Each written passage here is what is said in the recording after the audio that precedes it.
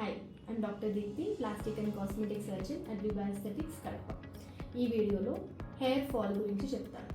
Hair fall ఉన్నప్పుడు generally shampoos oils ఇవి change చేస్తే ఏమన్నా ఇంప్రూవ్మెంట్ ఉంటుందా అని అడుగుతుంటారు పేషెంట్స్. కానీ అది కాదు.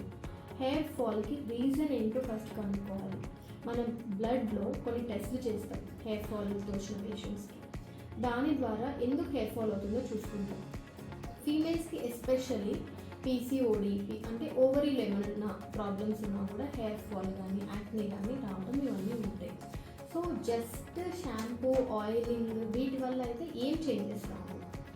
బ్లడ్ టెస్ట్ చేసుకున్న తర్వాత ట్రీట్మెంట్ స్టార్ట్ చేశాక హెయిర్కి సప్లిమెంట్స్ ఇస్తాం మేము. అవి యూజ్ చేస్తూ కొన్ని అడ్వాన్స్ టీఆర్పీ అని గ్రోత్ ఫ్యాక్టర్ థెరపీ అని ఇవన్నీ యూజ్ చేస్తే డెఫినెట్గా హెయిర్ ఇంప్రూవ్మెంట్ ఉంటుంది.